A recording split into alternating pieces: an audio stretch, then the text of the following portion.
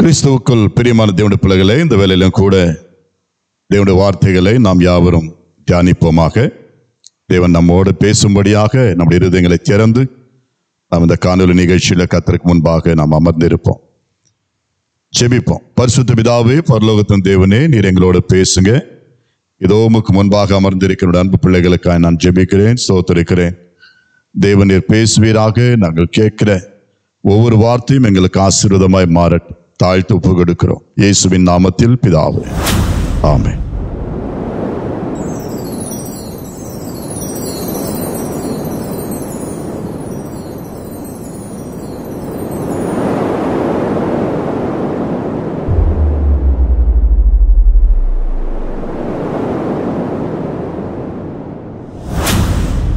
எனக்கு அருமையான தேவனுடைய பிள்ளைகளே, இந்த நாளிலும் கூட தேவனாகிய கர்த்தர் கொடுத்த வார்த்தை சங்கீதங்களின் புஸ்தகத்திலிருந்து 65ஆம் அதிகாரம் 2வது வசனம்.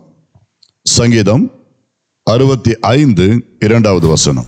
ஜெபத்தை கேட்கிறவரே, மாம்சமான யாவரும் உம்மிடத்தில் வருவார்கள். ஆமென், ஹல்லேலூயா.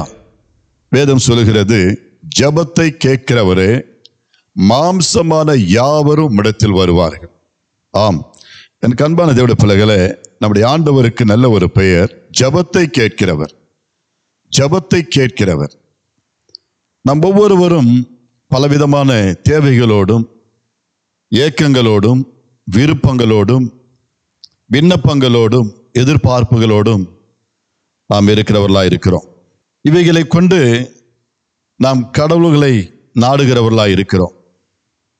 சாமியினிடத்தில் போனால் சாமி நமக்கு பதில் கொடுப்பார், அவர் நமக்கு இரக்கம் செய்வார், கடவுள் நமக்கு எப்படி ஆகிலும் தயவு பாராட்டுவார், அவர் என்னுடைய சத்தத்துக்கு செவி கொடுப்பார்.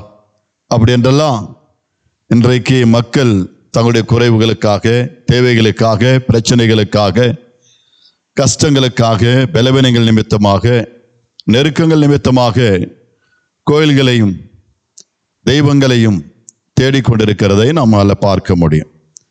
இங்கே வேதமும் அதுதான் சொல்லுகிறது, ஜெபத்தை கேட்கிறவரே, மாம்சமான யாவரும் உம்மிடத்திற்கு வருவார்கள்.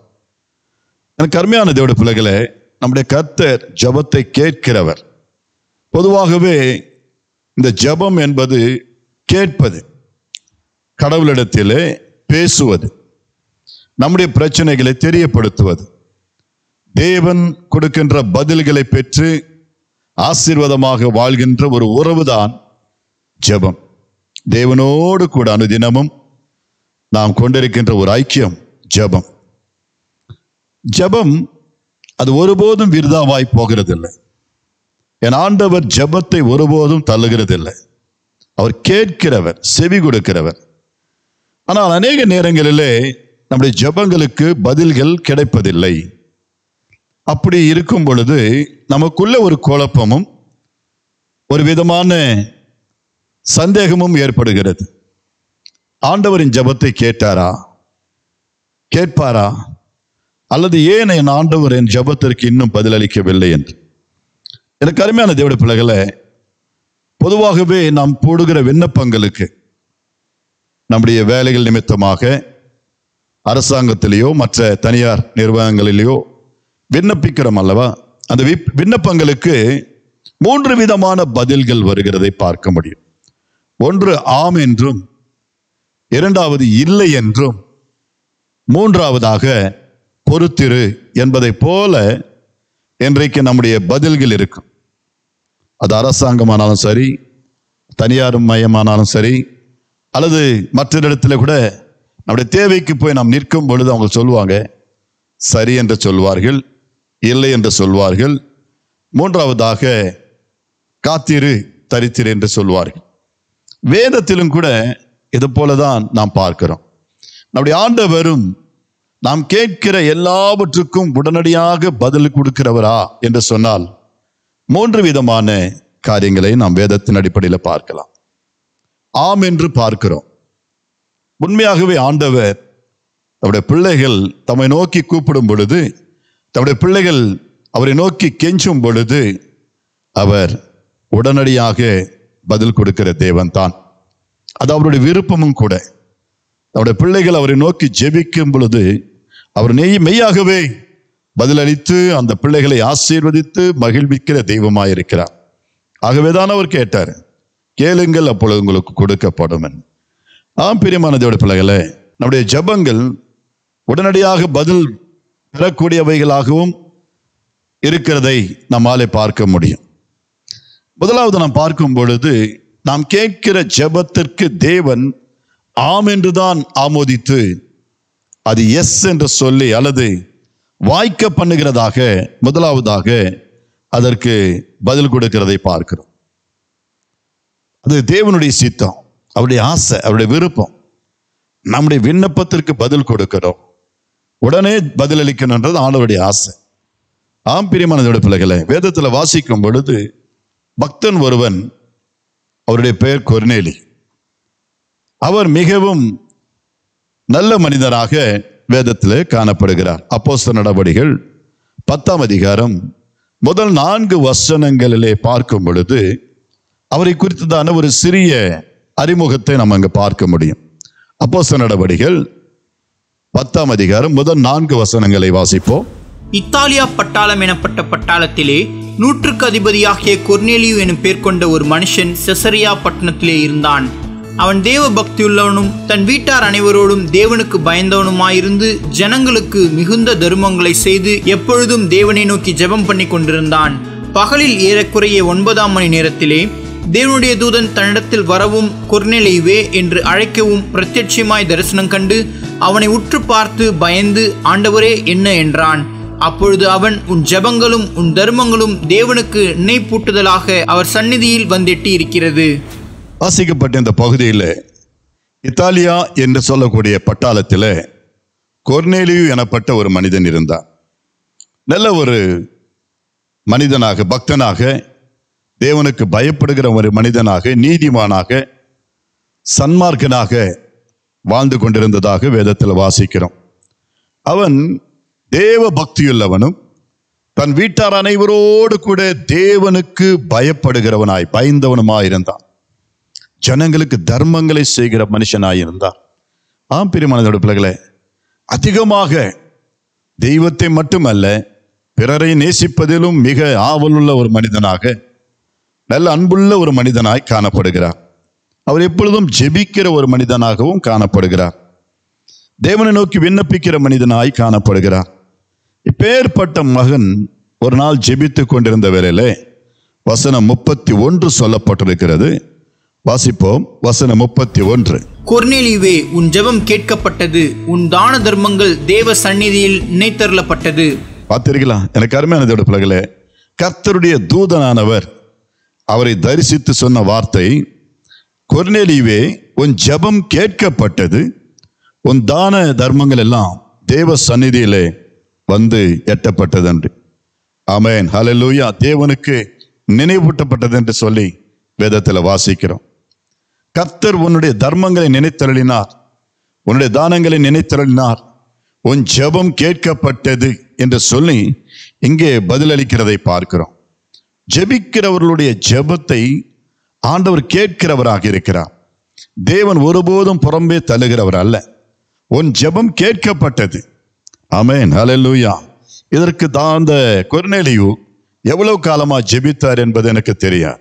ஆனால் ஜெபிக்கிற மனிதனுடைய இந்த ஜெபத்தை தேவன் அங்கீகரித்து உடனடியாக அதுக்கு சாங்ஷன் பண்ணுகிறதை, அந்த ஜெபத்திற்கு பதிலளிப்பதை, அவருடைய தேவைகளை சந்திக்கிறதை நாம் இங்கே பார்க்கிறோம். பிரியமான பிள்ளைகளே, உன் ஜெபம் கேட்கப்பட்டது.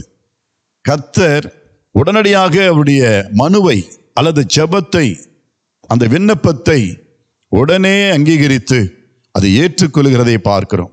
ஜெபத்தை கேட்கிறவர், நன்றாய் தெரிந்து கொள்ள வேண்டும், நம்முடைய ஆண்டவர் நம்முடைய ஜெபத்தை கேட்கிறவர். நம்முடைய ஜெபங்களுக்கு உடனடியாக பதில்கள் வருகிறது. இன்னொரு நபரை நாம் வேதத்தில் வாசிக்கும் பொழுது, அவர் லூக்கா எழுதிய சுவிசேஷத்தில் 1ஆம் அதிகாரம் 10, 11, 12 ஆகிய வசனங்களை பார்க்கிறோம். இவருடைய பேர் சகரியா, அவருடைய மனைவியின் பேர் எலிசபெத். பார்க்கும் பொழுது இவர் தேவாலயத்திலே தூபம் காட்டுகிற ஒரு நல்ல தேவ மனிதனாய் காணப்பட்டார். இவரும் ஒரு நல்ல பக்தியுள்ள ஆசாரி குடும்பத்திற்கு சேர்ந்தவர், ஆசாரியராய் காணப்பட்டார். எனக்கு அருமையான தேவனுடைய பிள்ளை, வேதத்தில் வாசிப்போம். லூக்கா 1ஆம் அதிகாரம் 10, 11, 12 ஆகிய வசனங்கள். தூபம் காட்டுகிற வேளையிலே ஜனங்கள் எல்லாரும் கூட்டமாய் வெளியே ஜெபம் பண்ணி கொண்டிருந்தார்கள். அப்பொழுது கர்த்தருடைய தூதன் ஒருவன் தூபபீடத்தின் வலது பக்கத்திலே நின்று அவனுக்கு தரிசனமானான். சகரியா அவனை கண்டு கலங்கி பயமடைந்தான். வாசிக்கப்பட்ட இந்த பகுதியிலே இங்கே தேவ மனிதனாகிய பக்தனாகிய சகரியா என்பவர் தேவனுடைய ஆலயத்திலே தேவனுடைய சந்நிதியிலே தூபம் காட்டுகிறவராய் காணப்பட்டார். வழக்கம் போல தூபங்களும் அந்நாட்களிலே தேவனுக்கு முன்பாக தூப கலசங்களை ஏந்தி தூபங்களை காட்டுவார்கள். நல்ல ஒரு ஆசாரியனாக அவர் அங்கு பணியாற்றி கொண்டிருந்தார். எதிர்பாராத வேளையிலே அவருக்காக அவர் நிமித்தமாகவும் அநேக ஜனங்கள் ஜெபித்து கொண்டிருக்கிறதையும் பார்க்கிறோம். வெளியே ஒரு கூட்ட ஜனம் அவருக்காக ஜெபித்து கொண்டிருந்தார்கள். ஏனென்றால் இந்த மனிதன் பல ஆண்டுகளாக தேவனுடைய ஆலயத்திலே திருப்பணி செய்கிறவராக இருந்தாலும் கூட, தேவனுடைய ஊழியராக இருந்தாலும் கூட, தனக்கு ஒரு குறைவு இருந்ததை தேவனால் புரிந்து கொள்ள முடிந்தது. அது அவருடைய இருதயத்தின் விண்ணப்பமாக இருந்திருக்கும். அந்த சகரியாவுடைய வாழ்க்கையில அந்த குறையானது ஒரு ஜெப விண்ணப்பமாக இருந்திருக்கும் நான் நினைக்கிறேன். தேவனுடைய ஆலயத்தில் தூபம் காட்டும் பொழுதெல்லாம், ஜனங்களுக்காக தூபம் காட்டும் பொழுதெல்லாம் கூட தனக்கு ஒரு குறை உண்டு, அதற்காகவும் ஜெபித்திருப்பார். ஜெபிக்கிற ஒரு மனிதனாக நிச்சயமாக இருக்க வேண்டும். அப்பொழுது 13ஆம் வசனம் சொல்லுகிறது, கர்த்தருடைய தூதனானவர் அவருக்கு முன்பாக தோன்றி இவ்விதமாய் பேசுகிறதை பார்க்கிறோம். வாசிப்போம். தூதன் அவனை நோக்கி, சகரியாவே, பயப்படாதே, உன் வேண்டுதல் கேட்கப்பட்டது. உன் மனைவியாகிய எலிசபெத்து உனக்கு ஒரு குமாரனை பெறுவாள். அவனுக்கு யோவான் என்று பெயரிடுவாயாக. ஆமென், ஆமென். பிரியமான தேவனுடைய பிள்ளைகளே, தூதனுக்கு தேவன் கட்டளை கொடுத்தார், நீ போய் சகரியாவோடு இப்படி பேசு. அப்பொழுது தேவதூதன் இந்த சகரியாவுக்கு முன்பாக நின்று, இதோ சகரியாவே, நீ பயப்படாதே, தைரியமாயிரு, திடன் கொண்டிரு, உன் வேண்டுதல் கேட்கப்பட்டது. ஆமென், ஹல்லேலூயா. அப்கோர்ஸ் இவருடைய வாழ்க்கையிலே தன்னுடைய தேவைக்காக குறைகளை தேவ சமூகத்தில் சத்தமிட்டு சொல்லியிருந்திருக்க மாட்டார். ஆனால் இருதயத்திலே அவருடைய வேண்டுதல், அவருடைய ஜெபம் தேவனுடைய சந்நிதியிலே எட்டிற்று. பிரியமான பிள்ளைகளை, நம்முடைய தேவன் நம்முடைய இருதயங்களை ஆராய்ந்து அறிந்திருக்கிற தேவன். அவருக்கு தெரியும் உன்னுடைய புலம்பல் என்ன, உன்னுடைய குமுறல் என்ன, நம்முடைய தேவை என்ன, நம்முடைய பிரச்சனை என்ன என்பது கர்த்தர் நன்கு அறிவார். எனவேதான் அவர் சொல்லுகிறார், உன் ஜெபம், உன் வேண்டுதல் கேட்கப்பட்டது, கேட்கப்பட்டது. நம்முடைய ஆண்டவர் ஜெபத்தை கேட்கிறவர். தேவன் ஜெபத்தை கேட்டு உடனடியாக பதில் அளிக்கிறதை நாம் பார்க்கிறோம். பிரியமான பிள்ளைகளே, தம்மை நோக்கி கூப்பிடுகிறவருடைய ஜெபத்தை அவர் ஒருபோதும் புறம்பே தள்ளுகிறவர் அல்ல. அவர் மாம்சமான யாவருடைய ஜெபத்தை கேட்கிறவராய் இருக்கிறார். வேதம் சொல்லுகிறது, தானியேல் என்ற இன்னொரு பக்தனுடைய வாழ்க்கையிலும் கூட நடந்த சம்பவத்தை பார்ப்போம். தானியேலின் புத்தகத்தில் 9ஆம் அதிகாரம் 21, 22, 23 ஆகிய வசனங்களை நாம் பார்ப்போமானால் வாசிக்கலாம். தானியேல் 9ஆம் அதிகாரம் 21, 22, 23. அப்படி நான் ஜெபம் பண்ணி கொண்டிருக்கும் போதே முதல் தரிசனத்திலே நான் கண்ட புருஷனாகிய காபிரியேல் வேகமாய் பறந்து வந்து அந்திபலியின் நேரமாகிய வேளையிலே என்னை தொட்டான். அவன் எனக்கு தெளிவுண்டாக்கி என்னோடே பேசி, தானியேலே, உனக்கு அறிவை உணர்த்தும்படி இப்பொழுது புறப்பட்டு வந்தேன். நீ மிகவும் பிரியமானவன், ஆதலால் நீ வேண்டிக் கொள்ள தொடங்கின போதே கட்டளை வெளிப்பட்டது. நான் அதை அறிவிக்க வந்தேன். இப்போதும் சொல்லுகிற வார்த்தையை நீ கவனித்து கேட்டு தரிசனத்தை அறிந்து கொள். ஆமென், ஹல்லேலூயா. வேதம் சொல்லுகிறது, தானியேலை பார்த்து, நீ மிகவும் பிரியமானவன். தேவதூதனால் பேசப்படுகிற வார்த்தைகள், நீ மிகவும் பிரியமானவன். ஆமென். ஆதலால் நீ வேண்டிக் கொள்ள தொடங்கின பொழுதே உனக்கு கட்டளை பிறந்தது. நீ ஜெபிக்க தொடங்கின பொழுது. கர்மையானதோட பிள்ளைகளை, நம்முடைய தேவன் நம்முடைய ஜெபத்திற்கு முன்பாகவே அவர் பதிலளிக்க ஆயத்தமா இருக்கிறார். இஸ் ரெடி டு ஆன்சர் அவர் prayer even before we pray. நம்ம ஜெபிப்பதற்கு முன்பாகவே நமக்கு பதிலளிக்கவும் நம்மை ஆசீர்வதிக்கவும் அவர் விருப்பமுள்ள தெய்வமா இருக்கிறார். இன்றைக்கு அநேகருடைய வாழ்க்கையில தேவன் உடனடியாக பதில் கொடுக்கிறதை பார்க்கிறோம். ஜெபிப்பதற்கு முன்பாகவே தேவன் நம்முடைய இருதயத்தில் இருக்கின்ற அந்த விண்ணப்பங்களை தேவன் அறிந்து நமக்கு பதில் கொடுக்கிறார். நிச்சயமாக என் தேவன் நம்மை வெட்கப்படுத்த மாட்டார். நீ மிகவும் பிரியமானவனாய் இருந்தபடினாலே உன் ஜெபம் கேட்பதற்கு முன்பாகவே உனக்கு பதிலளிக்கப்பட்டது என்று அங்கு சொல்லப்பட்டிருக்கிறது.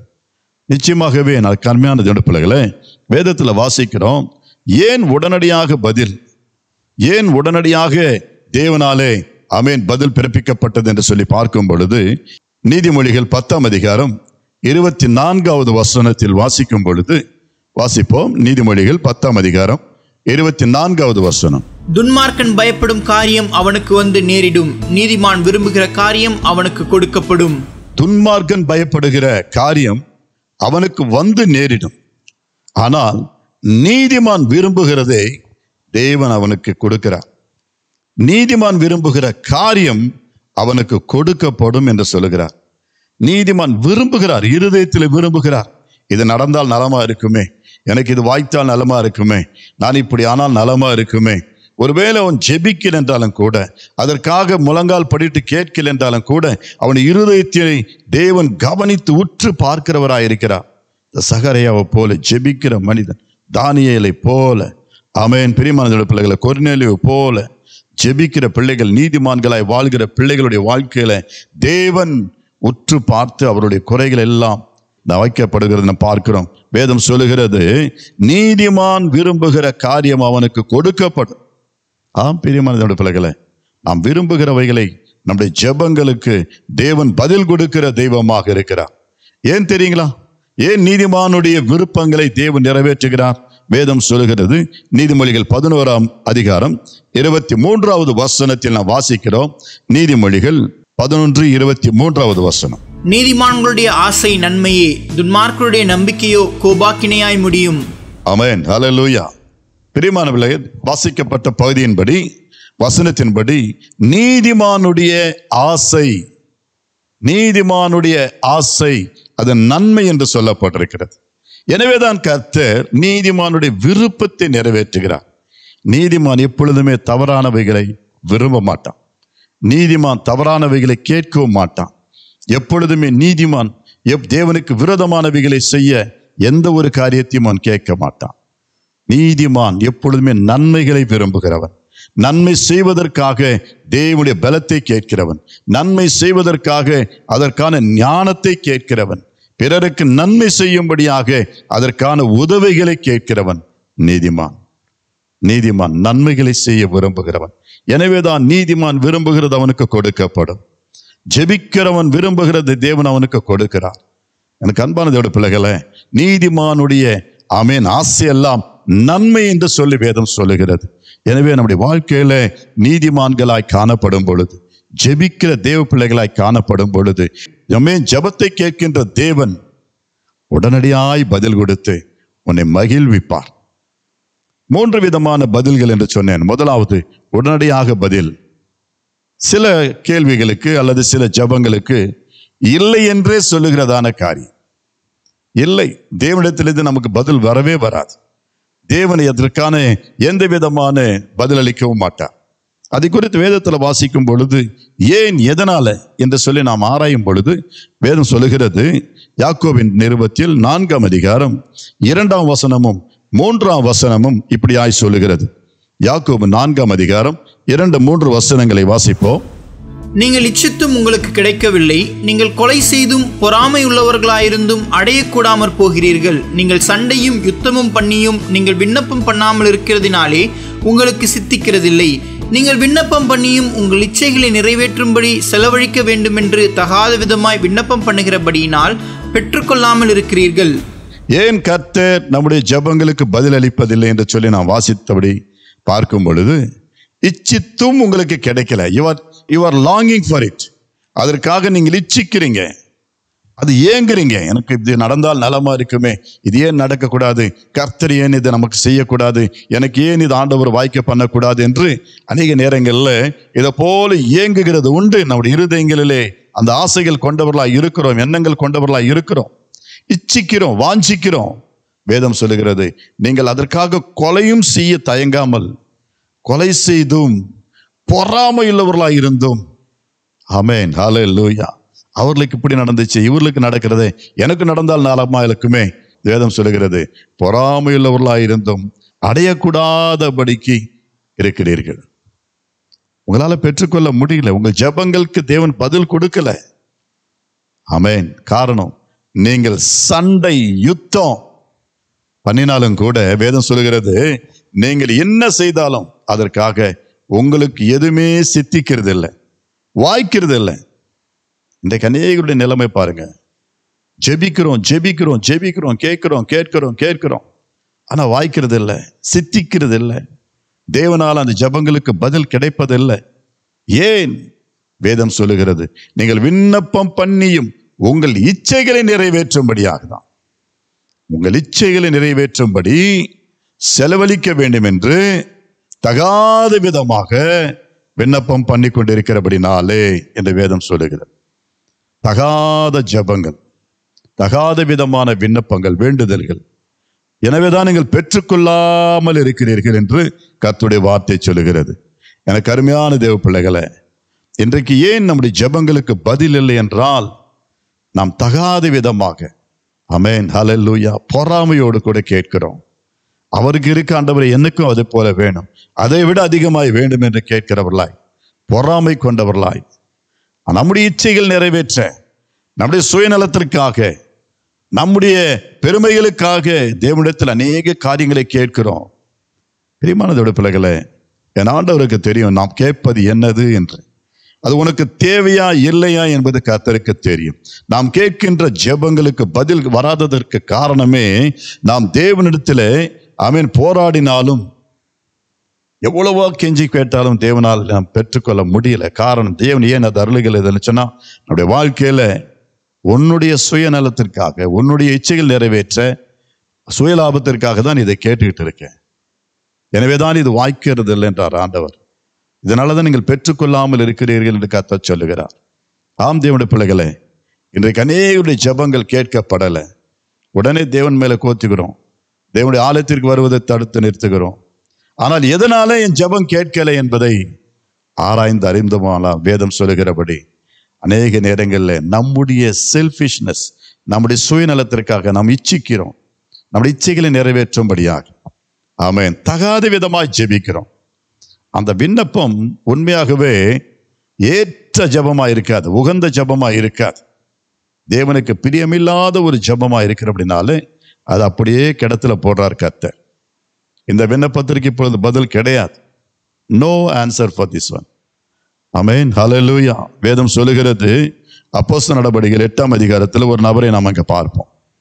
அப்போஸ்தலர் நடபடிகள் 8ஆம் அதிகாரம், அங்க ஒரு நபர், அவர் பேர் சீமோன். இந்த சீமோன் என்பவன் மாய வித்தைக்காரன். மாய வித்தைகளை செய்து மக்களை எல்லோரையும் வஞ்சித்து ஏமாற்றுகிறவனாய், தான் ஒரு பெரிய மனிதனாக அந்த நாட்களில் இந்த சமரியா பட்டணங்களை சுற்றிலும் சுற்றி திரிகிறவனாய் இருந்தான். ஆனால் ஒரு முறை பேதுருவும் சீடர்கள் எல்லாரும் கூட அந்த பட்டணத்திலே கர்த்தருடைய ஆவினாலே, தேவ பலத்தினாலே, பரிசுத்த ஆவினாலே, தேவன் கொடுத்த வரங்களை கொண்டு அநேக வியாதிகளை குணப்படுத்துகிறவர்களாக இருந்தார்கள். சப்பானிகளை நடக்க வைக்கிறவர்களாய், குருடர்களை பார்க்க வைக்கிறவர்களாக, அநேக விதமான பிசாசு பிடித்தவர்களை விடுதலையாக்குகிறவர்களாய் அங்கே இருந்த பொழுது, அவர்களை பார்த்த உடனே அவனுக்கு ஒரு விதமான ஆசை வந்து போச்சு. அவன் தன் மாய வித்தைகளாலே மக்களை பிரமிக்கிறவனாய், அவன் வியக்க பண்ணுகிறவனாய் காணப்பட்டான். ஆனால் இந்த தேவ ஊழியர்களுடைய காரியங்களை பார்த்த உடனே தான் ஒரு ஒன்றுமே இல்லை என்பதை போல உணர்ந்து உடனே பேதுருவிடத்தில் ஓடி வந்து, இந்த வரத்தை எனக்கு வேண்டும், இந்த வரம் எங்களுக்கு நீங்கள் கொடுக்க வேண்டும் என்று தேவ மனிதர்களிடத்தில் கேட்கிறார். நான் எவ்வளவு பணம் வேண்டுமானாலும் தருவேன் என்று சொல்லி தேவ ஊழியர்களிடத்தில் கேட்கிறதை பார்க்கிறோம். பிரியமான தேவ பிள்ளைகளே, அப்பொழுது ஊழியர்கள் சொன்ன வார்த்தை அப்போஸ்தலர் நடபடிகள் 8ஆம் அதிகாரம் 20வது வசனத்தை வாசிப்போம். பேதுரு அவனை நோக்கி, தேவனுடைய வரத்தை பணத்தினாலே சம்பாதிக்கலாம் என்று நினைத்தபடியால் உன் பணம் உன்னோடே கூட நாசமாய் போக கடவது. ஆமென், ஹல்லேலூயா. தேவனுடைய வரத்தை, தேவனுடைய வல்லமையை, தேவனுடைய ஆசீர்வாதத்தை, தேவனுடைய ஜெபத்தை நீ பணத்தினாலே சம்பாதிக்கலாம் என்று சொல்லி தேவனிடத்திலிருந்து உன் மனுவுக்கு பதில் பணத்தை கொண்டு பெற்றுக்கொள்ளலாம்.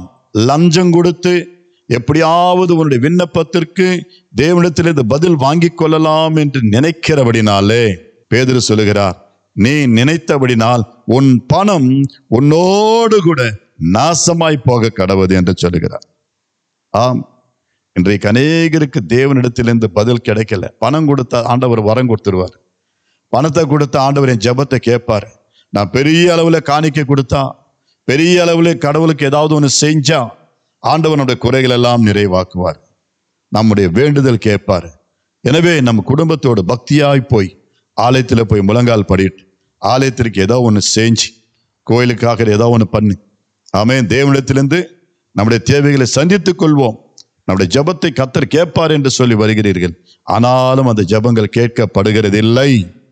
காரணம், உன்னுடைய எண்ணங்கள் சரியில்லை. நீ வந்த அந்த விதம், தேவனுடைய ஆலயத்தில் ஜெபிக்க வந்த விதம் சரியில்லாததுனால ஆண்டவர் சொன்னாரு, தேவ மனுஷன் சொல்றாரு, உன்னுடைய பணம் உன்னோடு கூட நாசமாய் போயிடுது. பிரியமான தேவனுடைய பிள்ளைகளே, இது நிமித்தமாக தான் அநேக நேரங்களிலே நாம் தேவனுடைய ஆலயத்திலே ஜெபிக்கும் பொழுது கூட நமக்கு ஜெபங்கள் கேட்கப்படாமல் இருக்கிறது. தேவனுடைய ஆசீர்வாதங்களை பணம் கொடுத்து பெற்றுக்கொள்ளலாம் என்று ஒருபோதும் நினைக்காதிருங்க. என் ஆண்டவர் பணத்திற்காக ஆசைப்படுகிற தேவன் அல்ல. ஆமென். பூமியும் அதன் நிறைவும் என்னுடையது என்று கர்த்தர் சொல்லுகிறார். பூமியும் அதன் நிறைவு என்னுடையது. கர்த்தர் வானத்தையும் பூமியும் படைத்தவர், சர்வ பலமுள்ள தேவன். இதிலிருந்து நாம் என்ன ஆண்டவருக்கு கொடுக்க போகிறோம்? எப்பேற்பட்ட நன்மைகள் அவருக்கு கொடுத்து அவருக்கு ஆமென் காரியங்களை செய்து அவரை பிரியப்படுத்த முடியும்? அவர் விரும்புகிறது எல்லாம் நம்முடைய இருதயங்கள் அவருக்கு முன்பாக செம்மையானதா இருக்க வேண்டும். நம் இருதயத்தை தேவனுக்கு முன்பாக சரியாக வைத்திருக்க வேண்டும். அப்பொழுதுதான் தேவன் நம்முடைய குறைகளை நிறைவாக்குகிறவராய், நம்முடைய விண்ணப்பத்தை கேட்கிறவராக இருப்பார். அவர் நம்முடைய ஜெபத்திற்கு உடனே பதில் கொடுக்கிறவராய் இருப்பார். ஆம், பிரியமானவருடைய பிள்ளைகளே, இந்த செய்தியை கேட்கிற நீங்களும் நானும் நம்முடைய வாழ்க்கையிலே தேவனுக்கு முன்பாக செம்மையானவர்களாய் காணப்படுவோம். நிச்சயமா தேவன் நம்முடைய ஜெபத்திற்கு பதிலளித்து நம்மை ஆசீர்வதிப்பார். சில நேரங்களிலே தேவன் நம்முடைய ஜெபங்களுக்கு அவர் தாமதிக்கிறதையும் பார்க்கிறோம். தாமதிக்கிற தெய்வமாகவும் இருக்கிறார். அவர் தள்ள மாட்டார். ஜெபத்தை ஒருபோதும் புறக்கணிக்கிற தேவன் அல்ல. ஜெபங்களை புறக்கணிக்கிற தேவன் அல்ல. நம்முடைய ஜெபத்துக்கு அவர் உடனடியாய் பதில் கொடுக்கலனாலும் கூட நிச்சயமாய் பதில் கொடுப்பார். வேதத்துல வாசிக்கும் பொழுது ஆபக்குக்கு ஆமென் 2ஆம் அதிகாரம் 3ஆம் வசனத்துல நாம் வாசிக்கிறோம். ஆபக்குக் என்ற புஸ்தகத்துல 2ஆம் அதிகாரம் 3வது வசனத்தை வாசிக்க கேட்போம். குறித்த காலத்துக்கு தரிசனம் இன்னும் வைக்கப்பட்டிருக்கிறது, முடிவிலே அது விளங்கும். அது பொய் சொல்லாது, அது தாமதித்தாலும் அதற்கு காத்திரு, அது நிச்சயமாய் வரும், அது தாமதிப்பதில்லை. அதற்கு காத்திரு. குறித்த காலத்திற்கு தரிசனம் தேவன் அதை உனக்கு வாய்க்க பண்ணும்படியாக வைத்திருக்கிறார். உன் தரிசனம் நிச்சயமாய் நிறைவேறும். அது வைக்கப்பட்டிருக்கு. உனக்கு செய்ய நினைத்தது தடைபடாது. நீ ஜெபிக்கும் பொழுது உன் ஜெபம் உடனடியாக கேட்கப்படாவிட்டாலும், என் ஆண்டவர் தாமதிக்கிறார் என்று சொன்னாலும் அது தடைப்படுத்துகிற தேவன் அல்ல. நிச்சயமாகவே அது செய்கிற தேவன். வேதம் சொல்லுகிறது, தாமதித்தாலும் அதற்கு காத்திரு. மூன்றாவதாக, நான் இத்தனை ஆண்டுகளாய் ஜெபிக்கிறேன், இத்தனை ஆண்டுகளாய் தேவனோடு கூட போராடி கொண்டிருக்கிறேன், கர்த்தர் என் ஜெபத்திற்கு இன்னும் பதிலே கொடுக்கல என்று ஒருவேளை நீங்கள் ஆமென் சோர்ந்து போயிருக்கலாம். அப்படி ஜெபங்களுக்கு உடனே பதில் கிடைக்கும் பொழுது சந்தோஷப்படுகிறோம்.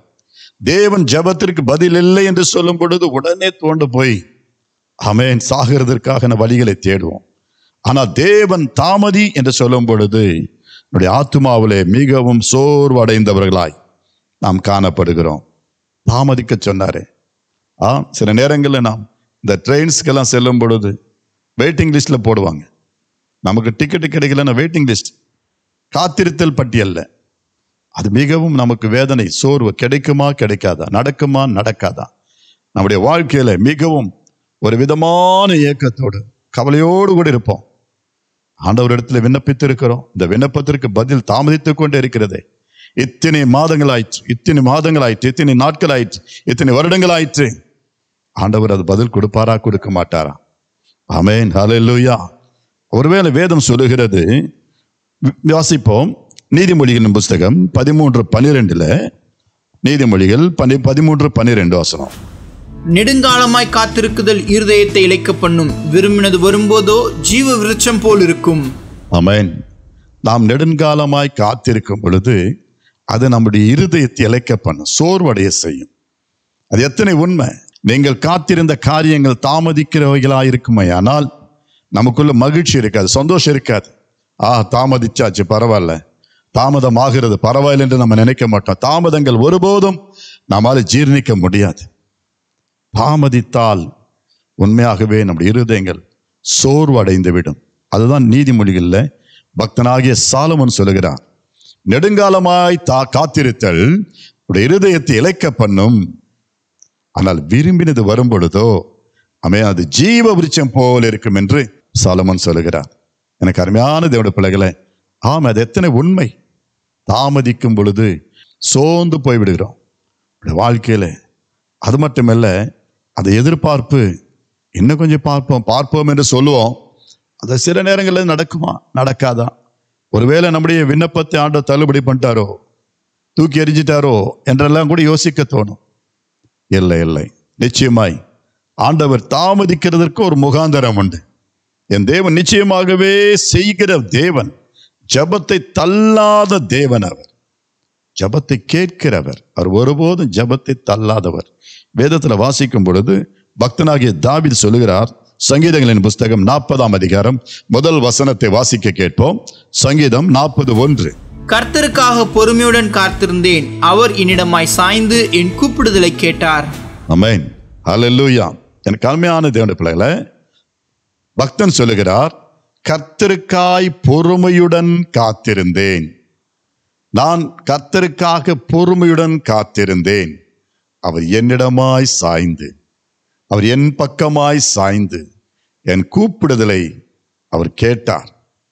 என் ஆண்டவர் கடந்து போகிற தேவன் அல்ல. நீ கூப்பிடும் பொழுது உன் விண்ணப்பத்திற்கு நிச்சயமாய் பதில் கொடுப்பார். ஆமென், ஹல்லேலூயா. அவர் தாமதிப்பது கூட சில நேரங்களில் நம்முடைய விசுவாசத்தை சோதிப்பதற்காக, நம்முடைய விசுவாசத்தை, நம்முடைய பொறுமையை சோதிப்பதற்காக. என் மக எப்படி உண்மையாகவே என்னை நேசிக்கிறாளா, அல்லது உண்மையாகவே என் மேல் நம்பிக்கையா இருக்கிறாரா என்று சொல்லி அந்த விசுவாசத்தை சோதிக்கின்ற தேவன். அதுல நீ சுத்த பொன்னாக விளங்குவதற்கு முயற்சி பண்ண. தாமதித்தாலும் பரவாயில்ல, என் ஆண்டவர் சொன்னது அது நிச்சயமாய் நிறைவேறும். நான் விண்ணப்பித்த விண்ணப்பத்திற்கு கர்த்தர் பதில் கொடுப்பார் என்று நம்பிக்கையோடு காத்திரு. பக்தன் சொன்னது போல நான் கர்த்தருக்கு பொறுமையாய் காத்திருந்தேன், பொறுமையுடன் காத்திருந்தேன். அவர் என்னிடமாய் சாய்ந்தார். ஆமென். குருடன் கூப்பிட்டார் ஆண்டவரை நோக்கி. குருடன் ஆண்டவரை கூப்பிட்டார், தாவீதின் குமாரனே எனக்கு இறங்கும் என்று. ஒரு முறை, 2 முறை, 3 முறை. ஆமென். அநேகர் அதட்டினார்கள், அவனை பரியாசம் பண்ணினார்கள். ஆனாலும் அவன் விடல, தொடர்ந்து கூப்பிட்டான். இயேசு நின்று அவனை தம்மிடத்தில் வரவழைத்து அவனுக்கு வேண்டிய பார்வை கொடுத்தார். எத்தனை மகிழ்ச்சி, எத்தனை சந்தோஷம். என் ஆண்டவர் கடந்து போகிறவர் அல்ல. உன்னுடைய தாகத்தை அவர் காண்கிறார், உன்னுடைய வாஞ்சைக்கு பதில் கொடுப்பார். உன் விசுவாசம் வீண் போகாது. ஆம் பிரியமான பிள்ளைகளே, இன்றைக்கு கர்த்தர் சொல்லுகிறார், இதோ பொறுமையுடன் காத்திரு, பொறுமையுடன் காத்திரு. வேதத்தில் வாசிக்கும் பொழுது புலம்பல் 3ஆம் அதிகாரம் 25, 26வது வசனத்திலும் கூட நான் வாசிக்கிறோம். புலம்பலின் புஸ்தகம் 3ஆம் அதிகாரம் 25, 26 வாசிப்போம். தமக்கு காத்திருக்கிறவர்களுக்கும் தம்மை தேடுகிற ஆத்துமாவுக்கும் கர்த்தர் நல்லவர். கர்த்தருடைய இரட்சிப்புக்கு நம்பிக்கையோடு காத்திருக்கிறது நல்லது. ஆமென், ஆமென், ஹல்லேலூயா.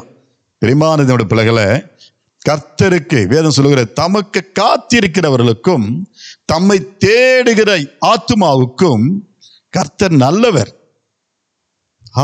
கர்த்தர் நல்லவர். யாரெல்லாம் அவருக்கு காத்திருக்கிறார்களோ, காத்திருக்கிறவர்களுக்கு அவர் நல்லவராகவே இருக்கிறார். ஒருவேளை மனிதர்களுக்கு காத்திருந்து, அதிகாரிகளுக்கு காத்திருந்து நாம் ஏமாற்றம் அடையலாம். ஆனா கர்த்தர் நம்மை ஏமாற்றுகிற தேவன் அல்ல. அவர் தாமதித்தாலும் தடை பண்ண மாட்டார், நிச்சயமாகவே செய்வார். கர்த்தருடைய ரட்சிப்புக்கு நம்பிக்கையோட காத்திருக்கிறது நல்லது. நம்பிக்கையோட காத்திருக்கிறது நல்லது. சோர்ந்து போகாதீங்க. கர்த்தரிடத்துல ஒன்றை கேட்டேன், அதையே நாடுவேன் என்பதை போல அதற்காக அப்படியே காத்திருங்க. நிச்சயமாய் தேவன் உங்கள் விண்ணப்பத்திற்கு பதில் கொடுப்பார். அவர் ஜபத்தை கேட்கிற தேவன், ஜபத்தை கேட்கிற தேவன். வேதத்தில் வாசிக்கிறோம். மீகா புஸ்தகத்துல 7ஆம் அதிகாரம் 7வது வசனத்துல எழுத்துல வாசிக்கலாம். மீகா 7:7. நானோவென்றால் கர்த்தரை நோக்கி கொண்டு என் ரட்சிப்பின் தேவனுக்கு காத்திருப்பேன், என் தேவன் என்னை கேட்டருளுவார். ஆமென். பக்தர்களுடைய அனுபவங்கள் தான் நாம் இப்பொழுது வாசித்துக் கொண்டிருக்கிறோம். மீகா என்ற தீர்க்கதரிசி சொல்லுகிறார், நானோவென்றால் கர்த்தரை நோக்கி கொண்டு என் ரட்சிப்பின் தேவனுக்கு காத்திருப்பேன். என் தேவன் என்னை கேட்டருளுவார். He will listen to my prayer. He will answer my prayer. Really, I won't be shamed. Amen.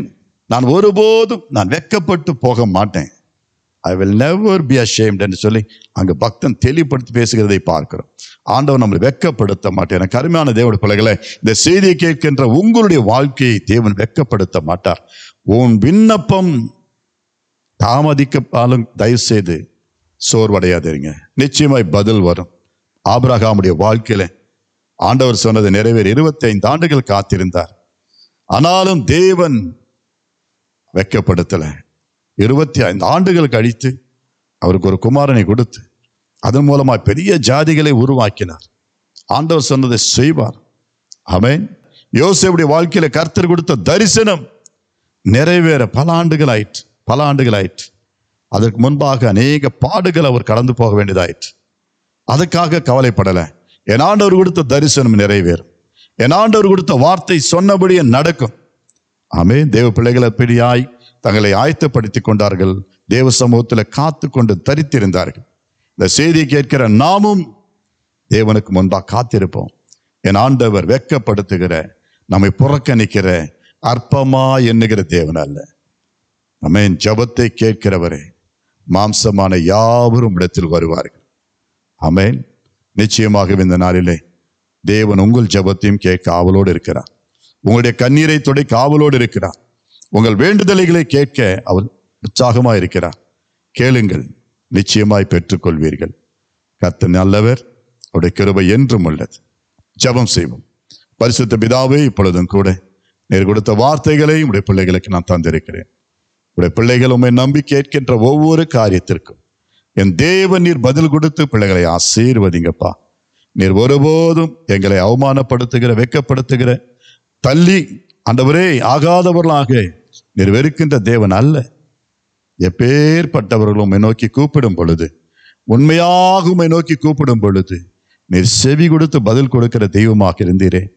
ஆம், இந்த பூமியில வாழ்ந்த நாட்களில் குருடர்கள், சப்பானிகள், ஆண்டவரே குஷ்டரோகி உம்மை தேடி வந்த பொழுது, உம்மை நோக்கி ஜெபித்த பொழுது அவர்களுக்கு நீ செய்த அற்புதங்கள் ஏராளம் அல்லவா? இதோ இந்த செய்தியை கேட்கிறவருடைய பிள்ளைகளுக்கும் தேவன் இரக்கம் செய்ய. தேவன் பிள்ளைகளுடைய விண்ணப்பத்தை கேள். கண்ணீரை காண்பீராக. பதில் தார். தாழ்த்தொப்பு கொடுக்கிறேன். இயேசுவின் நாமத்தில் வேண்டிக் கொள்கிறேன். ஜெபங்கேலும் பிதாவே, ஆமென். கர்த்தருக்கு ஸ்தோத்திரம். நிச்சயமாய் தேவன் உங்கள் ஜெபத்தையும் கேட்பாராக. ஆமென். God bless you.